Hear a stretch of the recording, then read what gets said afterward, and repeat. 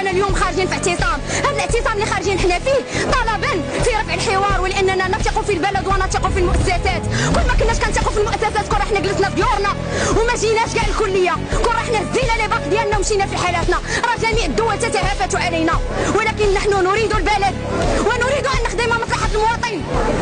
حنا ما كيغريوناش النقود ولا تتغرينا السلطه، لاننا لن نسلك هذه الطريق، ما سلكناهاش غير هكاك.